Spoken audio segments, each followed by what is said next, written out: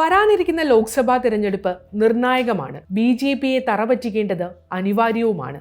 Channel മൈക്കുകൾക്ക് മുന്നിൽ കോൺഗ്രസ് നേതൃത്വം ഇടതടവില്ലാതെ ആവർത്തിക്കുന്ന വാക്കുകളാണ്. എന്നാൽ BJPയോട് നേരിട്ട് ഏറ്റുമുട്ടാൻ പോലും കോൺഗ്രസിന് ധൈര്യമില്ലെന്നതാണ് വാസ്തവം. തെരഞ്ഞെടുപ്പിൽ BJPയോട് തോൽക്കുമെന്ന് ഭയന്ന് രാഹുൽ ഗാന്ധിയും AICC സംഘടനാ ജനറൽ സെക്രട്ടറിയും മത്സരിക്കാനെത്തുന്നത് ഏക ഒളിത്താവളമായ കേരളത്തിലേക്ക് തന്നെ. രാഹുൽ സിറ്റിംഗ് സീറ്റായ വയനാട്ടിലും KC വേണുഗോപാൽ ആലപ്പുഴയിലും മത്സരിക്കുമെന്ന് ഔദ്യോഗികമായി അറിയിച്ചു കഴിഞ്ഞു. രാജ്യത്തിന്റെ ഭാവി അപകടത്തിലാക്കുന്ന BJPക്കെതിരെ പ്രതിരോധം കെട്ടിപ്പടുക്കേണ്ടവരാണ് നേരിട്ടുള്ള ഏറ്റുമുട്ടൽ ഒഴിവാക്കി LDFനെതിരെ മത്സരിക്കാനെത്തുന്നത്. BJPയോട് മത്സരിച്ച് ജയിക്കാൻ കോൺഗ്രസ് നേതൃത്വത്തിന് കെൽപ്പില്ല എന്ന വിമർശനം ശരിവെക്കുന്നതാണ് ഈ ഒളിച്ചോട്ടം. വടക്കേ ഇന്ത്യയിൽ BJP വിജയിക്കുമെന്ന തുറന്നു സമ്മതിക്കൽ കൂടിയാണിത്.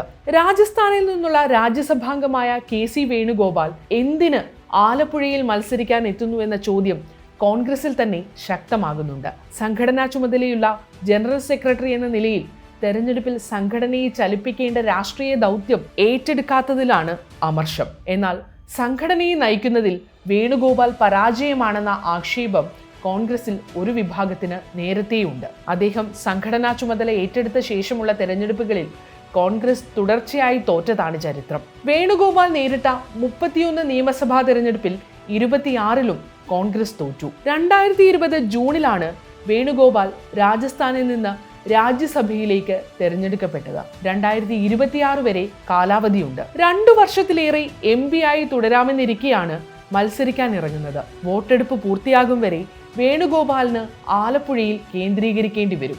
ഇതോടെ സംഘടനാ ജനറൽ സെക്രട്ടറി എന്ന സുപ്രധാന ചുമതലയിൽ ആരുമില്ലാതെയാകും ലോക്സഭാ തെരഞ്ഞെടുപ്പിനെ കോൺഗ്രസ് നേരിടുക. സിറ്റിംഗ് MP TN പ്രതാപനെ ഒഴിവാക്കിയും MLA ഷാഫി പറമ്പിലിനെ ഉൾപ്പെടുത്തിയുമാണ് കോൺഗ്രസ് കേരളത്തിലെ 16 ലോക്സഭാ സീറ്റുകളിലേക്കുള്ള സ്ഥാനാർത്ഥികളെ പ്രഖ്യാപിച്ചത്. സിറ്റിംഗ് MPമാരെല്ലാം വീണ്ടും മത്സരിക്കാനായിരുന്നു ആദ്യ ധാരണ. അമേഠിയിൽ വീണ്ടും തോൽവി ഭയക്കുന്ന രാഹുൽ ഗാന്ധി വയനാട്ടിൽ തുടരാമെന്ന് അറിയിച്ചു. ആലപ്പുഴയിൽ KC വേണുഗോപാലും കണ്ണൂരിൽ K സുധാകരനും. ഇതോടെ മുസ്ലിം പ്രാതിനിധ്യം എവിടെയെന്ന ചോദ്യമായി. പാലക്കാട് ശ്രീകണ്ഠനെ ഒഴിവാക്കി പകരം ഷാഫിയെ കൊണ്ടുവരാമെന്നായി. എന്നാൽ ശ്രീകണ്ഠൻ വഴങ്ങിയില്ല.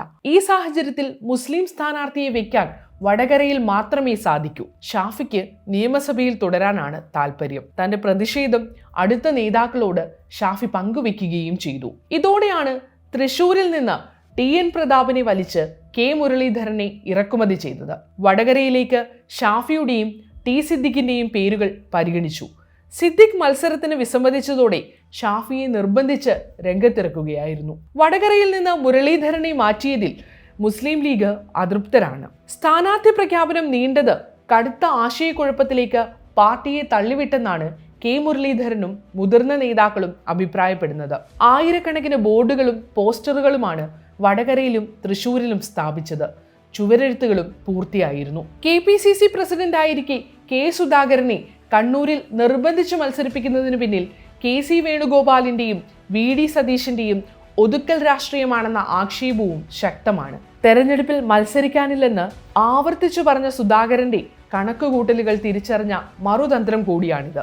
ആദ്യം KPCC അധ്യക്ഷ പദവി തെറിപ്പിക്കുക, പിന്നീട് നിയമസഭാ തെരഞ്ഞെടുപ്പിൽ മത്സരിക്കുന്നത് ഒഴിവാക്കുക എന്നതാണ് തന്ത്രം. ഓരോരോ കഷ്ടപ്പാടുകളെ